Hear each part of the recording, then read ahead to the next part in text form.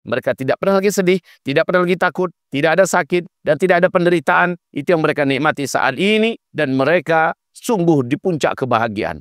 Gaza dan rakyat Gaza telah memberikan teladan iman kepada kita, dan mereka telah menepati janji-janji mereka kepada Allah. Bagaimana dengan kita? Yuk bersama mereka, setidaknya dengan peluh keringatmu, dengan teriakan kata-katamu, dengan jet-jetmu, dan dengan hartamu. Karena ya Allah minta nyawa dan hartamu.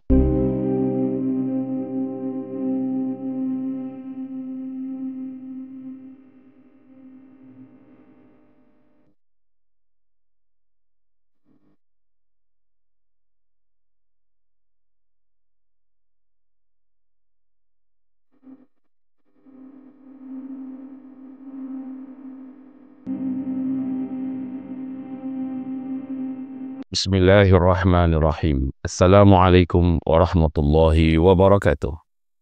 Alhamdulillahil wahidil ahadil fardis samadil ladzi lam yalid wa lam yulad wa lam yakul lahu kufuwan ahad. La haula wa la quwata illa billah. Allahu akbar. Hadirin hamba-hamba Allah sekalian yang kami muliakan, kami cintai. Mari kita belajar iman dari negeri yang direkomendasikan sebagai negeri iman oleh Rasulullah sallallahu alaihi wasallam. Negeri yang di dalam hadis Sahih Muslim, Allah Subhanahu wa Ta'ala, hadis Qudsi menyatakan bahwa negeri tercinta Allah, negeri yang paling Allah pilih dan paling Allah berkahi adalah Syam. Saudara dan sahabat tercinta, di negeri Syam itu ada sebuah wilayah yang disebut dalam hadis-hadis Nabi dengan sebutan Asqalan. Asqalan ini kalau bahasa petanya adalah Askelon. Saudara dan sahabat tercinta, antum tahu di mana itu tempatnya? Inilah dia jalur Gaza saat ini. Sungguh dunia hari ini tercerahkan. Mereka serentak bergerak bangkit. Tidak sedikit yang terinspirasi, dan tidak sedikit yang mengakui, dan tidak sedikit pula yang dapat hidayah. Dan mereka berbondong-bondong masuk Islam. Karena melihat apa yang terjadi di Askelon atau jalur Gaza. Di situ ada ketegaran, di situ ada pengorbanan, di situ ada iman, di situ ada tawakal, di situ ada ketangguhan, di situ ada satu prinsip, ada istislam, pantang menyerah, dan tidak pernah mundur walaupun hanya satu tapak, dan di situ ada pembuktian pengorbanan. Untuk topik kita di jilid 1 ini, kita ingin menekankan tentang sisi pengorbanan yang harus seimbang. Di pepatah Minang ada bahasa namanya memukik balam jo balam. Memancing pitih harus jo pitih. Mengundang orang kaya harus dengan orang-orang kaya. Membuat untung besar harus dengan modal yang juga lumayan besar. Saudara dan sahabat tercinta, apa yang kami maksud dengan semua ini? Yaitu dari firman Allah Subhanahu wa Ta'ala di dalam Al-Quranul Karim surat At-Taubah ayat 111. Silakan dibuka. A'udzubillahi minasyaitonir rajim. Innallaha, sesungguhnya Allah, ishtara, Allah menyatakan membeli minal mu'minin, dari orang-orang yang beriman, anfusahum, nyawa mereka dibeli oleh Allah, wa amwalahum, dan seluruh apa yang mereka miliki dari harta mereka, bi anna lahumul jannah, harga jual belinya adalah surga yang Allah tawarkan. Allah menawarkan surga. Harga jual belinya adalah nyawa dan harta benda apapun yang dimiliki. Yang mau menyambut jual beli dengan Allah bukanlah orang biasa. Kalau di dalam ayat surah At-Taubah 111 ini, yang dipanggil untuk berjual beli dengan Allah hanyalah al-mu'minin. Hanya orang-orang yang beriman. Kalau nggak ada iman, mana mau? Belum apa-apa sudah lari duluan. Belum apa-apa sudah ngacir duluan, udah bergabung duluan ke barisan musuh. Udah cari tempat selamat duluan. Maka orang ini tidak termasuk dalam orang yang siap berjual beli dengan Allah Subhanahu wa Ta'ala. Surga. Satu jengkal surga ini, kita ambil tanahnya, kita bawa ke bumi. Bumi dengan segala kekayaannya tidak akan mampu menghargai satu jengkal bumi dan tanah surga itu. Sementara Allah memberikan kepada kita surga, di mana yang Allah minta sebagai harga jual belinya adalah nyawa dan harta benda dan apapun yang kita miliki. Sungguh demi Allah, Kehidupan dunia adalah kehidupan yang sebentar dan sesaat. Kehidupan yang datang dan pergi. Kehidupan yang bertemu berpisah. Ini kehidupan yang menipu. Kehidupan yang sangat menipu. Sebentar, sesaat, melelahkan, dan tidak ada yang permanen. Sementara yang Allah janjikan adalah kehidupan abadi. Kesenangan yang abadi, umur yang abadi, dan segala-galanya tidak pernah ada ditandingkan dengan apapun yang ada di dunia ini. Dengan itu Allah tawarkan. Maka tentu saja bila menurut kita nyawa ini berharga, sehingga kita mau mengorbankan apa saja demi bisa mendapatkan nyawa ini bertahan di badan, kita korbankan, kita jual apa saja. Sekarang nyawa ini betul yang dipersembahkan dalam jual beli kepada Allah. Dan itu dilakukan oleh saudara-saudara kita di Gaza. Apapun lapisan umur mereka, kami sampai hari ini belum melihat ada di antara mereka yang menyesalkan, yang mengeluhkan Allah Subhanahu wa Ta'ala, yang protes kepada Allah Subhanahu wa Ta'ala. Mereka tetap merasa optimis dan yakin bahwa Allah tidak akan meninggalkan mereka. Bahkan di antara mereka ada kecemburuan yang unik. Al-Faqih Dzulkifli Muhammad Ali, alhamdulillah dengan izin Allah Subhanahu wa Ta'ala semata-mata bolak-balik keluar masuk ke bumi Palestina. Walaupun masih di tepi barat Palestina, kami masuk. Kami lihat di sana siapa yang syahid, keluarganya luar biasa berbangga-bangga ke sana kemari. Dipajang fotonya di mana-mana. Asyahid Fulan bin Fulan dari kabilah Anu, dari anak Anu. Luar biasa kebanggaan mereka.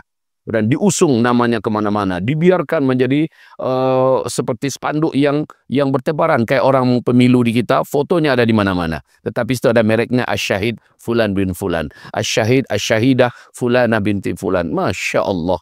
Bangga bila ada di antara keluarganya yang syahid. Gimana tidak berhasil jual beli dengan Allah yang harganya surga. Dan di akhirat nanti bukan hanya sekedar dia saja masuk surga.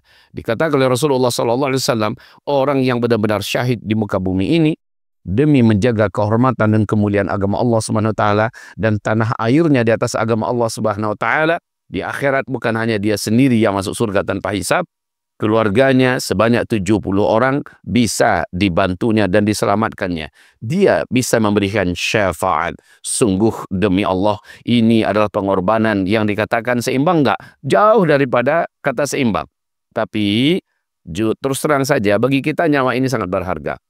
Selama kita hidup menghabiskan umur untuk mencari uang dan harta.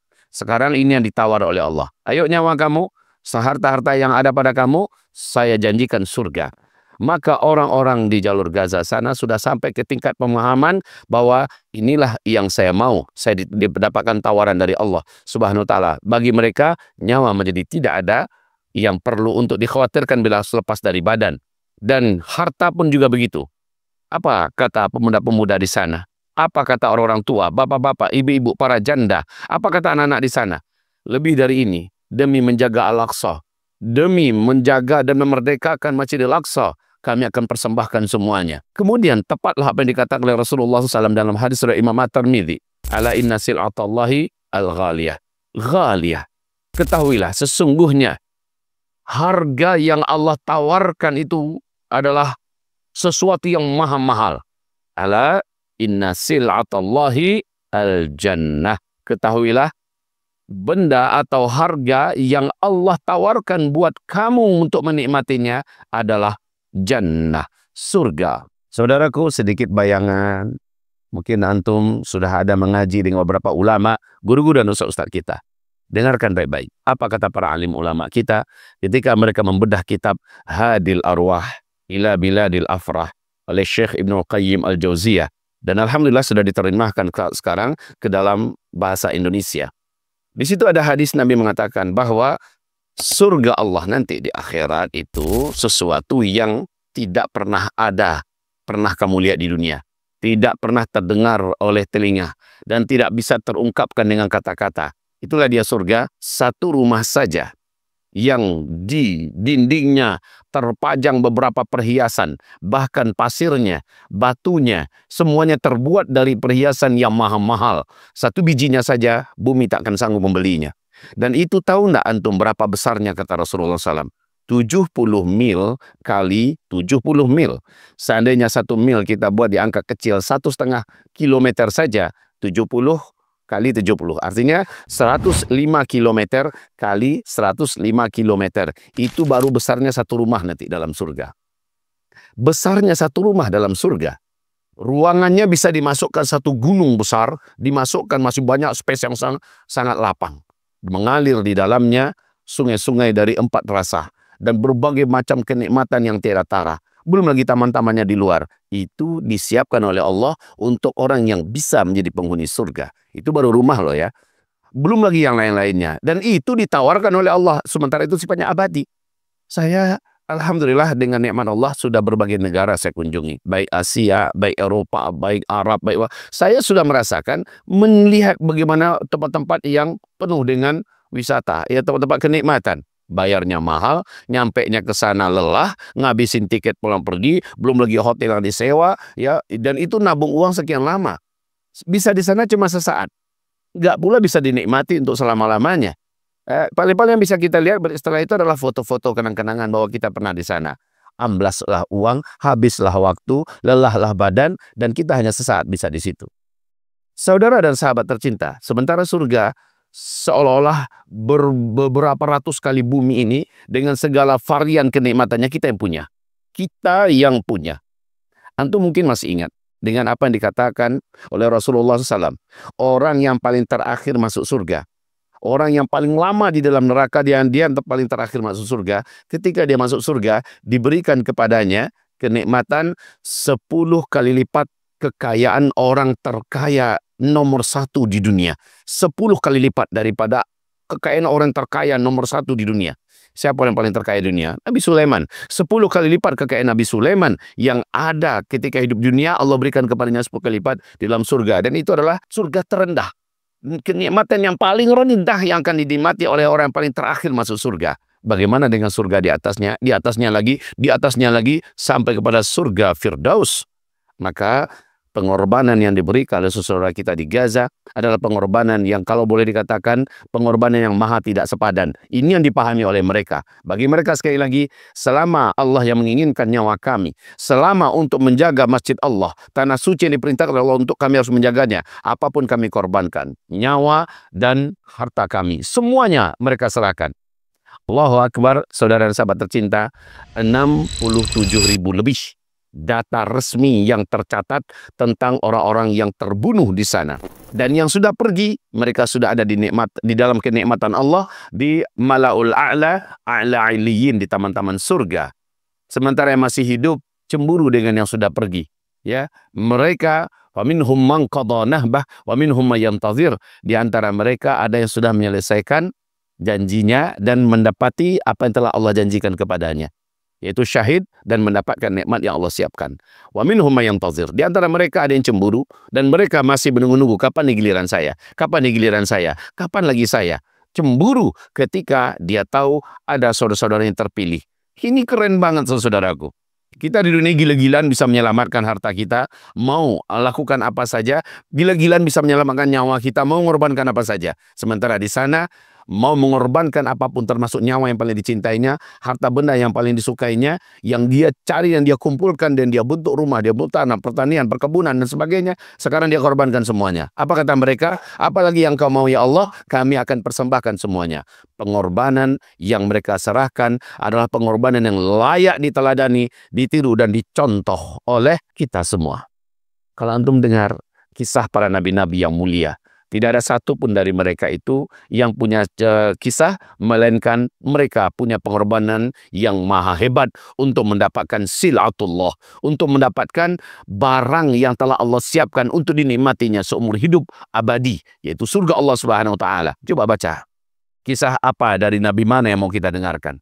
Mulai dari Nabi Adam sampai Nabi Muhammad SAW. Coba baca sejarah orang-orang saleh, para wali-waliullah, ulama-ulama, warasatul anbiya.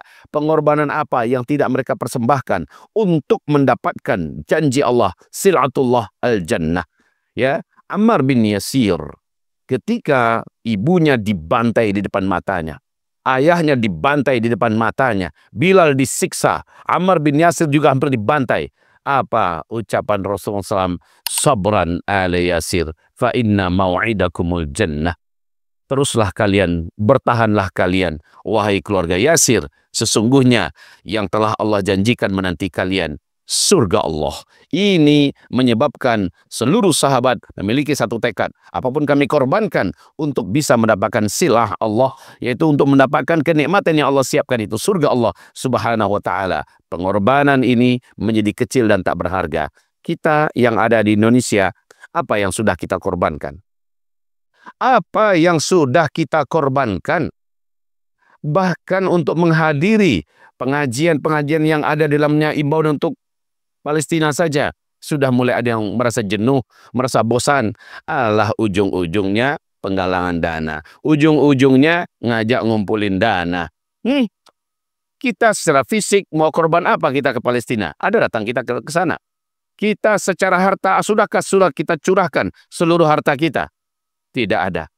Alhamdulillah saudaraku, sekarang setelah kita melihat bahwa untuk sementara waktu rakyat jalur Gaza bernafas lega, sementara yang paling lega lafaznya adalah yang telah sempurna pengorbanannya. Mereka sudah ada di sisi Allah dalam keadaan hidup dan mereka tidak boleh dikatakan mati. Mereka syuhada, mereka tidak pernah lagi sedih, tidak pernah lagi takut, tidak ada sakit dan tidak ada penderitaan. Itu yang mereka nikmati saat ini dan mereka sungguh di puncak kebahagiaan.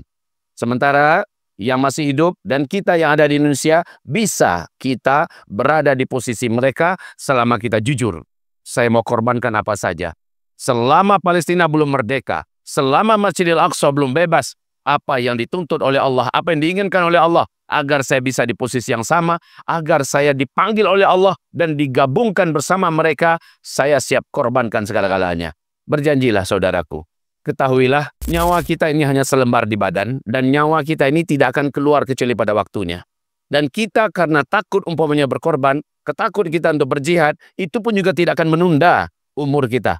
Umur kita tetap akan lepas dari badan tepat pada waktunya. Maka persembahkan umur dari badan dari nyawa yang selembar ini untuk sesuatu yang Allah cintai. Korbankan semuanya. Harta kita yang ada di tangan belum tentu milik kita. Kadang-kadang ada di tangan kita, hancur rumah kita, datang gempa besar, likuifaksi terjadi, tsunami, habis semua harta kita. Datang kebakaran, datang bencana alam, habis semua harta kita. Dirampok oleh rampok, habis dalam satu malam. Maka sebaiknya, ayo kita korbankan kepada Allah, dan Allah menyiapkan untuk kita sesuatu yang pasti.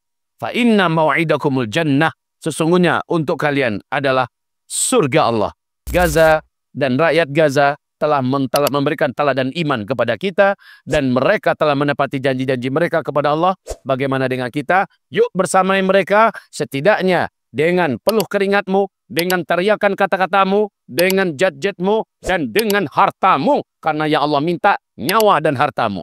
Maka persembahkanlah nyawa dan harta. Sekali lagi, ketika nyawa tidak bisa, maka harta kita jor-joranlah untuk kemerdekaan Palestina. Palestina sampai hari ini belum merdeka, tapi mereka pasti akan merdeka. Hari ini baru perjanjian dan perdamaian sesaat yang akan diingkari kembali oleh Zionis Israel setelah nanti ini. Maka dipastikan di masa depan perlawanan akan terus berlanjut. Kemenangan Allah akan hadiahkan seperti Allah menghadiahkan kemenangan untuk Emirat Islamiyah, Afghanistan, dan saudara kita dalam sejarah sebelumnya. Barakallahu fikum. Assalamualaikum warahmatullahi wabarakatuh.